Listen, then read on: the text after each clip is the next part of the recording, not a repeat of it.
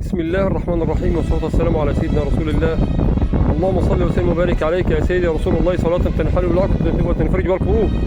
من قناة خالد عبد النبي على اليوتيوب، وفيديو للنوادر والعجائب والمواقف الطرائف. هذا خلق الله فأروني ماذا خلق الذين من دونه بل الظالمون في ضلال مبين. صدق الله العظيم. شوف حضراتكم كده التينة دي والتين والزيتون.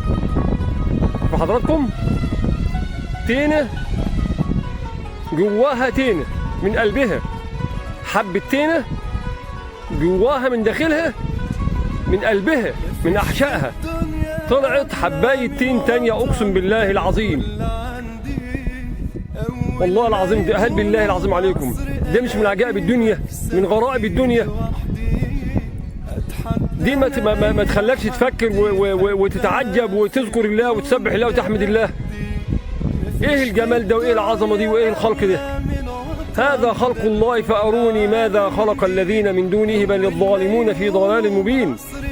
يا غافل، قناة خالد عبد النبي على اليوتيوب اقسم بالله العظيم قناة للجمال، للرقي، للعشق، للتذوق، للسعادة، للفرح، للسرور. شوفوا حضراتكم كده، شوفوا النبتة دي قسما بالله لسه لاهل الوقت او اللحظة دي بمد ايدي على تينة اجيبها لقيت الحاجة دي موجودة قسما بالله. شوف كده حضراتكم، بسم الله الرحمن الرحيم، بسم الله ما شاء الله تبارك الله لا قوة الا بالله. تقولوا كده بقى، انا بس عايز حضراتكم كده يعني تتفكروا وتتدبروا في خلق الله عز وجل. يا جمال، يا جمال، يا عظمته. ايه العظمه دي؟ ايه الجمال ده في خلق الله عز وجل؟ قسما بالله لو جبت مبدعين الارض، لو جبت مبدعين الارض عشان يفكروا انه يجيبوا هذا يعني هذا الابداع وهذا الرقي وهذا ايه ده ايه ده ايه ده ايه ده بقى ده تقول كده. والله العظيم قسما بالله بلف العالم لكم، بحاول الف في كل مكان فيك يا مصر.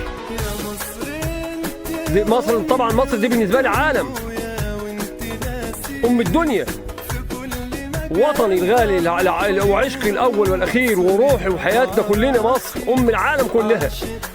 شوفوا حضراتكم كده، بس عايزكم بس كده تشوفوا الجمال، تتمتعوا، شوفوا الرقي. قسما بالله عجيب من عجائب الدنيا السبع.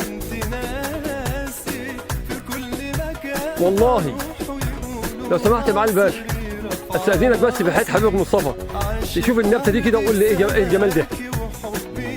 انت حضرتك قول بالامانه، جاي بظروفها ولا معايا؟ طيب شوف حضرتك النبته دي وقول لي الله يسترك. ايه الخلق ده؟ اجيبها من التينه قدام حضرتك اهي. انا لي صراحه لقطه زياره ولاقيها. ايه رايك في الابداع الخلقي بتاع ربنا بقى من جماله؟ تقول ايه كده؟ الله يسترك، الله يسترك، ما تحرمش معاليك، جزاك الله كل خير.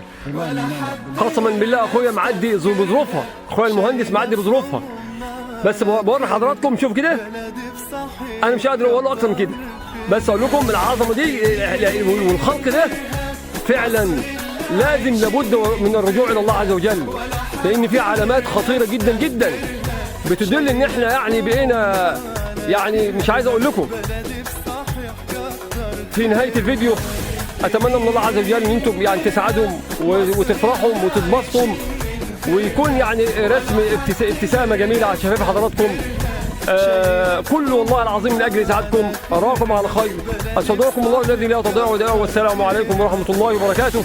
اذا عجبكم الفيديو برجاء الاشتراك في قناه خالد عبد النبي على اليوتيوب وتفعيل زر الجرس وعمل لايك الفيديو. السلام عليكم ورحمه الله وبركاته. لا اله الا انت يا رب، سبحانك اني كنت من الظالمين. يعجز اللسان ويعجز القلب عن جمال وخلق الله عز وجل وذكره في هذه المواقف الصعبة، هذه الأماكن، وطبعا حاجة خطيرة جدا جدا. سبحان الله العظيم، إيه ده؟ سبحان الله.